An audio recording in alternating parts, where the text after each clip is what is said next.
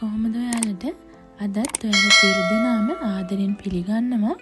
අද මම මේ වීඩියෝ එකෙන් අරගෙන ආවේ වටලප්පන් වගේම රස අතුරුපසක් හදන විදිහ. මුලින්ම බලමු අවශ්‍ය ද්‍රව්‍ය මොනවද කියලා.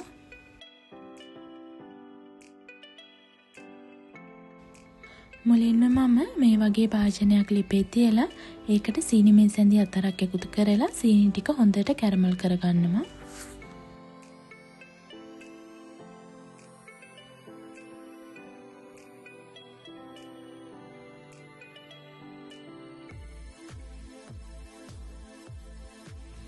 මෙන්න මේ ගානට සීනි ටික උණුනාට පස්සේ මේකට මම වතුර අඬු කෝප්ප භාගයක් එකතු කරනවා. ඊට පස්සේ මේ වගේ හොඳට කලවම් කරගමු.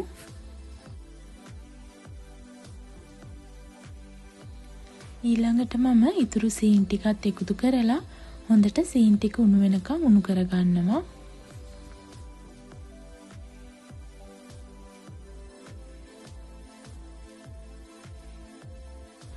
මෙන්න මේ ගානට එනකම් මම මේ පැන් එක උණු කරගන්නවා. හැන්ද උස්සලා බලද්දි අන්තිම බිඳුව ටිකක් නූල වගේ එනකම් මම මේ පැන් එක උණු කරගන්නවා.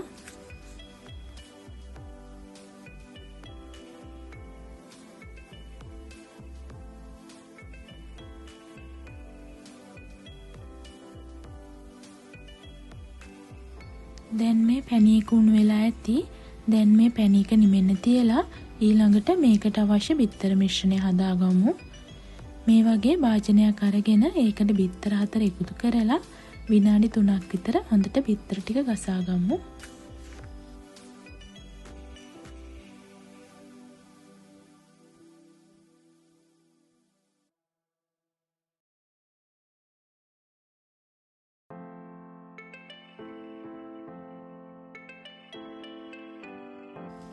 ඊළඟට මම කලින් හදාගත්ත පැණි ටික මේකට එකතු කරනවා.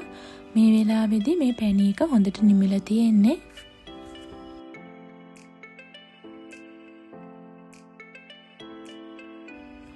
ඊට පස්සේ කබලේ බෙදලා කුඩු කරගත්ත කුරුඳු පොතු සහ එනසල් ටිකත් මේකට එකතු කරනවා. ඊළඟට ලුණු කුඩු මේ වගේ පොඩි ප්‍රමාණයක් එකතු කරනවා. දැන් මේ ටික ඔක්කොම ආයෙත් හොඳට කලවම් වෙනකම් විනාඩි 3ක් විතර කලවම් කරගන්න ඕනේ.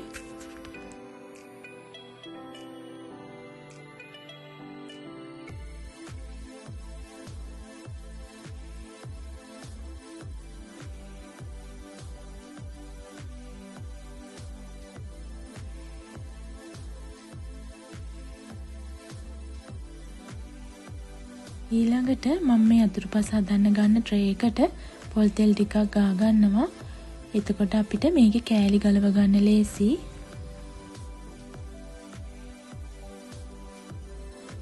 දැන් මේ මිශ්‍රණය පෙරාගමු.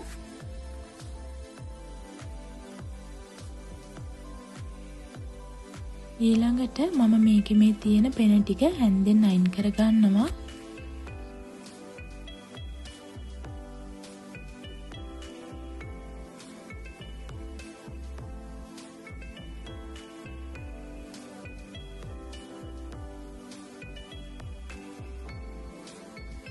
දැන් මේ වගේ ෆොයිල් එකක් අරගෙන මේක වහලා විනාඩි 45ක් විතර ස්ටීම් කරගන්නවා.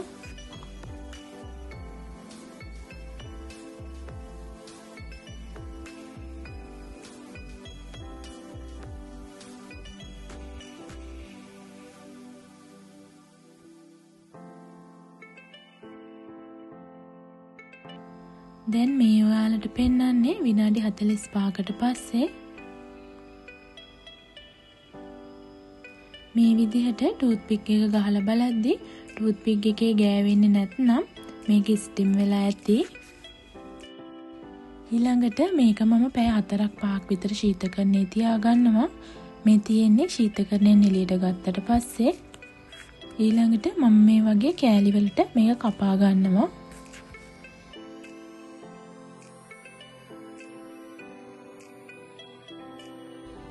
ඉතින් මේ තියෙන්නේ අපි හදාගත්ත අපේ රසවත් අතුරුපස එක. මේක හරිම රසයි.